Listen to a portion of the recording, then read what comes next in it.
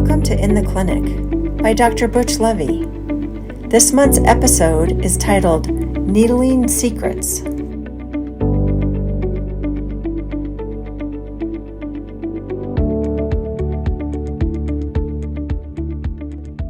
While people use the Suen, in Japan, the Nan Ching became the kind of the way people did things.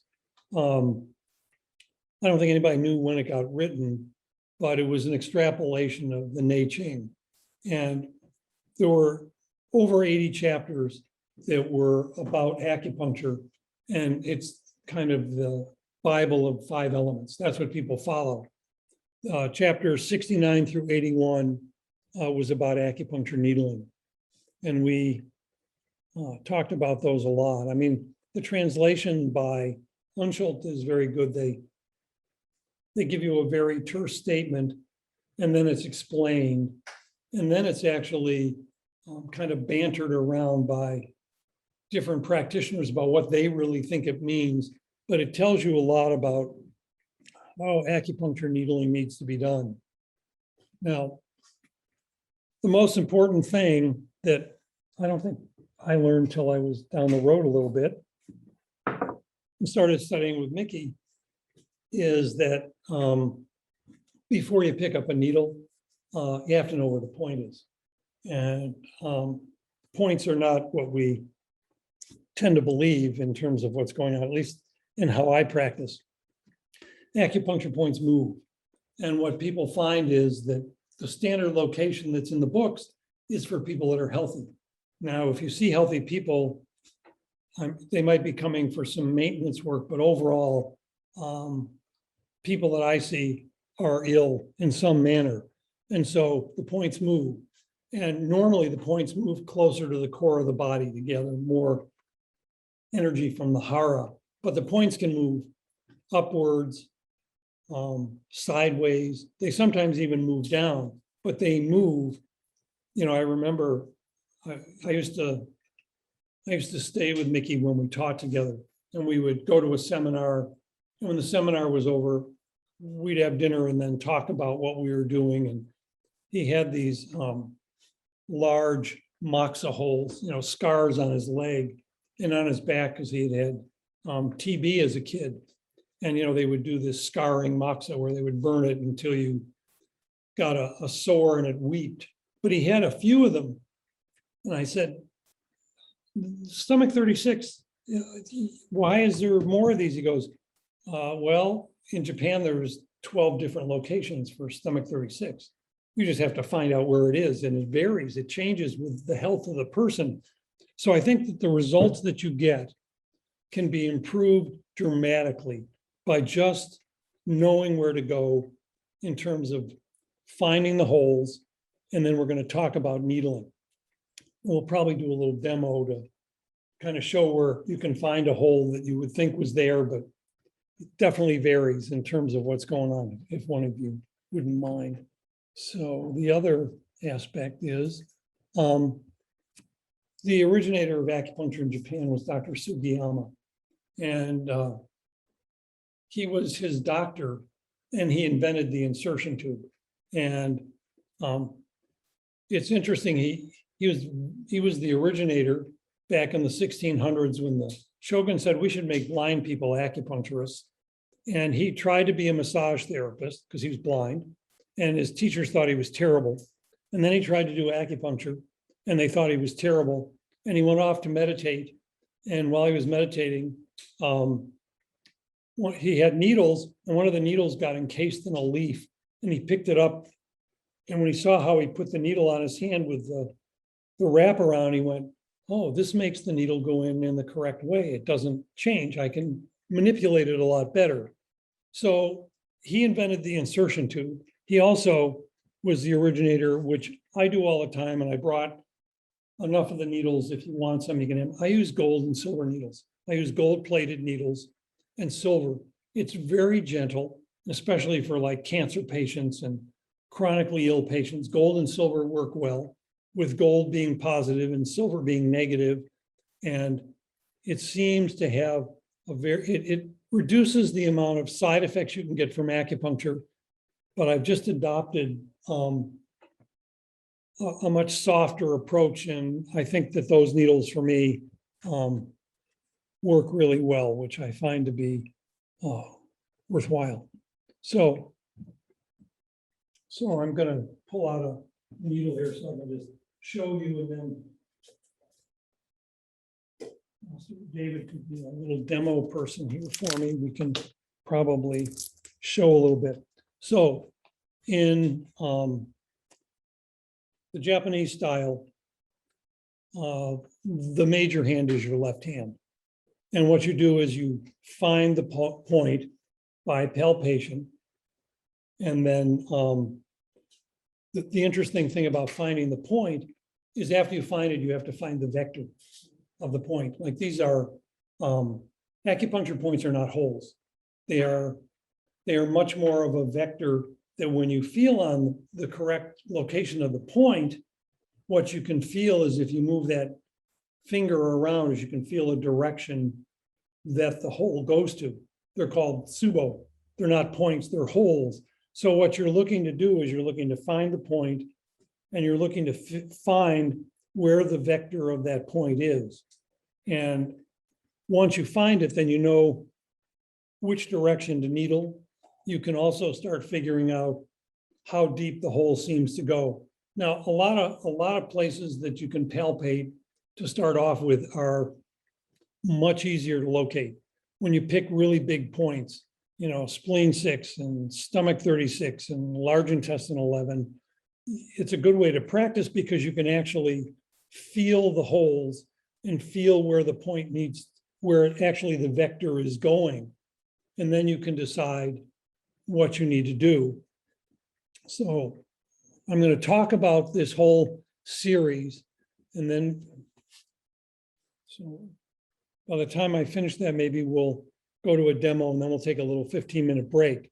But you're going to find this is going to be interesting. I was blown away when I learned how to do this. I must say, you know, it's just, the other thing that comes to mind is when you went to a seminar with Dr. Shima, there was no like, this is my special stuff and I don't give it out. It's my sauce. He would tell you whatever you wanted to know. The big thing is you had to be able to ask the right questions, because he really never, it wasn't like, well, you do it this way and you do it that way. And this is what I would recommend. When I used to go to his office, we would have these discussions and we'd get ready to see patients, and he'd turn to me and say, whatever you can steal today, you can have, but I'm not teaching you anything. Figure it out, see what you get. So we found the point. When we find the point, what we do next is we take the left index finger, sometimes the thumb, and you find that point and you press the hole. You massage it in a clockwise manner to actually bring the chi up to the point. And the concept is if you're going to needle, you have to needle the energy. So if you feel the point and you massage it, you'll almost feel a little level of maybe a little pulsation under your finger, which is the goal that you now know that the energy is there. So you're actually working with something. And then what you do is you take your finger and you've massaged the point and you turn it 90 degrees upward. You never, and you put your needle and needle guide right next to that index finger. You never take your finger off of the hole. The left hand stays on the hole. It's massaged the chi. You've turned it to the side and put the needle in. And then basically you take the guide off and you're holding the needle with both fingers. And then what happens is since you're holding it with your left hand, you have the needle in your left hand. And then what you do is you then tap it in gently under the skin. Now this style, you do a what's called a feather technique. The insertion of the needle is done by taking your index finger, putting it over your third finger, and you slowly move it over the needle. So you have the needle in place, you're holding it here. We're going to demonstrate this. And what's happening is you're slowly, and I can do this really quickly. So I can do this 8 or 10 times and it gently goes under the skin. So you have the needle right at the way level. Now at least in the style that I do this with, most people in this country are yang deficient, and the way level is the appropriate approach in terms of accessing the energy. You do, and you can go down into the yin level, but most of the time it's tapping it into the way level. So you tap into the to the yang, and then once you tap it in, you take the needle guide off, and I've put it in, the needle guide comes off, and I'm holding the needle, between 2 fingers, and then I start to manipulate it. Now, in the Japanese style, you don't hold the needle on the side. You always hold it on top with your thumb and index finger. And what you want to do, we'll go into this a little more as we talk here. What you want to do is you've found the correct vector and you've brought the chi up. And when you tap the needle in, you wait for the chi in a moment to gather around the needle itself. And that's said to be that the chi has arrived at the needle. So you've been able to contact the chi, and then the chi comes into your needle in terms of what you want to do. So once you've tapped it in and you've held the needle and you insert it, if you need to a little bit more, or it's in the way chi, you wait for it to get there. And then if you want to tonify, you obviously go slowly clockwise in the direction of the vector. And this is, so this is the support hand, the Oshide, as it's called. And the Sashide is, martial arts, Sashide is the striking hand, which means basically it's the manipulating hand. And what happens is you're holding on to this and you're slowly inserting it into the hole, and then you sense the chi. And I think this is the essence of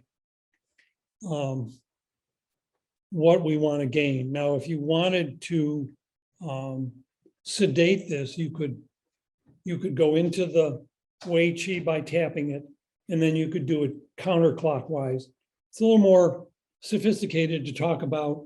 If you really wanted to strengthen the Wei Qi, that's pretty easy superficially. But if you really needed to go to the deeper level and maybe really marshal the yin or the yin qi, the nutritive qi, what you have to do is you push down on the hole and you keep pushing so that you move the Wei Qi out of the way, and then you tap the needle in a very quick motion down into the deeper level.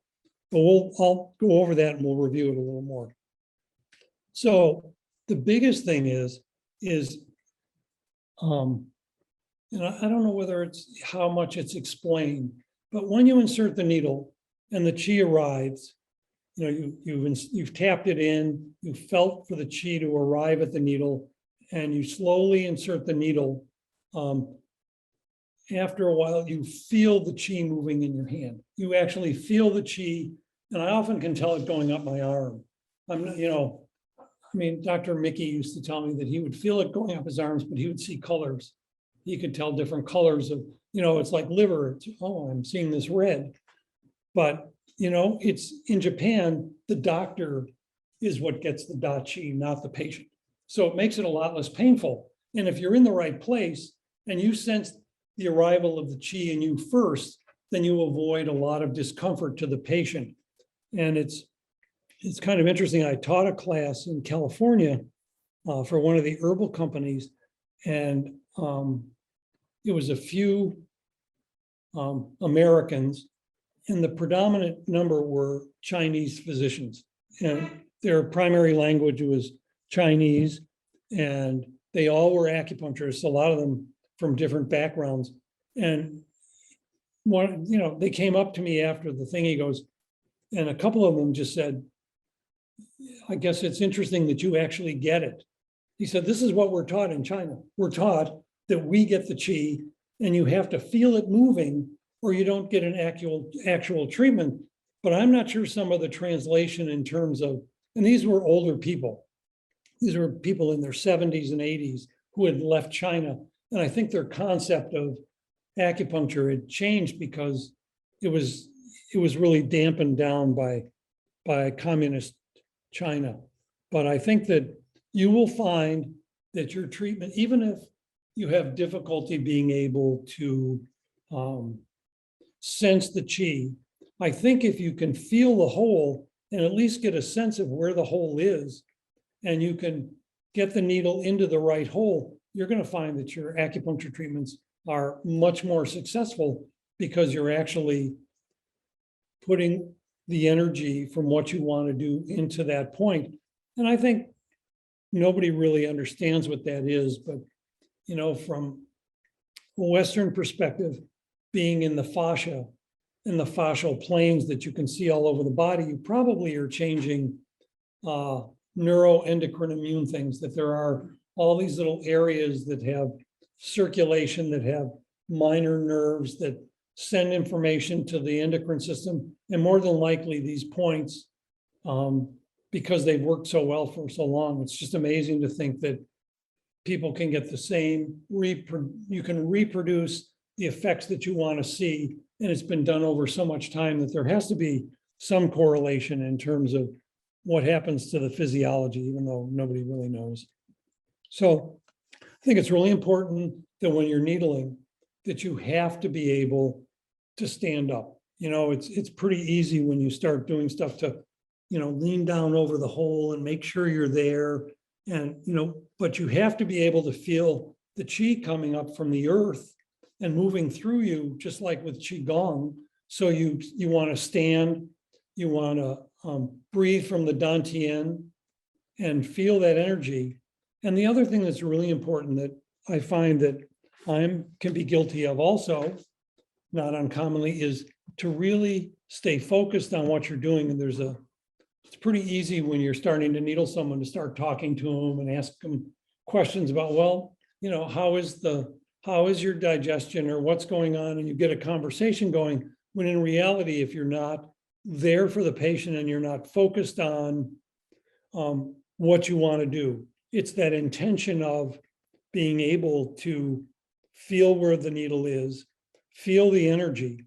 And there are ways of manipulating the needle. I mean, I have seen Dr. I remember one day I was at Mickey's office and he was doing pericardium 6 and he needled it. And then he got the qi and then he moved the needle around a little bit and pulled it out and angled it a little differently. Because the thing is once you get in the vector, you can kind of manipulate the vector a little bit. So what he did was he withdrew the needle a little bit and he kind of angled the needle a little differently and inserted it. And I said, what are you doing?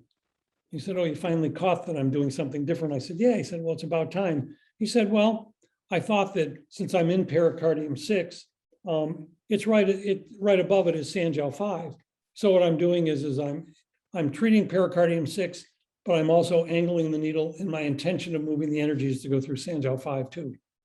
And I'll see him do things like needle like spleen 9, and he'll start needling it, and then he'll move the needle and change it, and he'll try to direct the flow into the uterus. Say, look, you're dealing with an infertility problem, and you want to change what's going on so you can do the hole. But he said, if you have the energy in your finger and it's in your needle, you can take that needle and kind of, narrow it and pinpoint it towards where you want it to go. So these are techniques that I think that as you start to do more needling, you start recognizing that you have the option to do more manipulation of what's going on. So this concept of when the needle is in the right place, there's kind of like, almost like they call it a habiki needling sensation. It's a rippling around the needle and sometimes going into the meridian, but it's kind of like an echo. You get the hole, you needle the hole, and you feel the energy move and you feel it in your fingers, but you can actually kind of get a sense of perhaps the energetic moving around. It takes a little more imagination to be able to see what's happening in terms of what that is. Okay, so the idea is that you have contacted the patient with a part of your hand, and then you've connected that to a needle. And it's almost it's that connection that works for you to be able to sense the patient.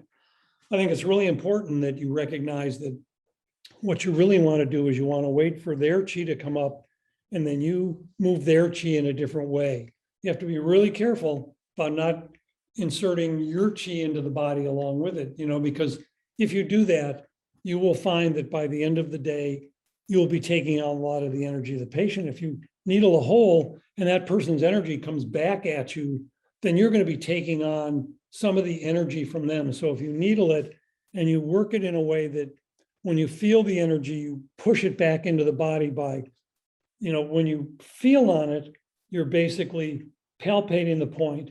You're putting the needle in and you just feel the energy start to arrive so you know it's at the needle. And then you manipulate their energy and move it where you want it. And that's the whole point of this, is you have a way to move yuan chi, you have a way to help the organ chi, you can help the muscles, you can help the meridians, but you have a lot of different ways that you're able to actually change the direction and flow of what you want to do, because you're the practitioner and you're trying to help them and allow them to get the energetic that they need because they're sick.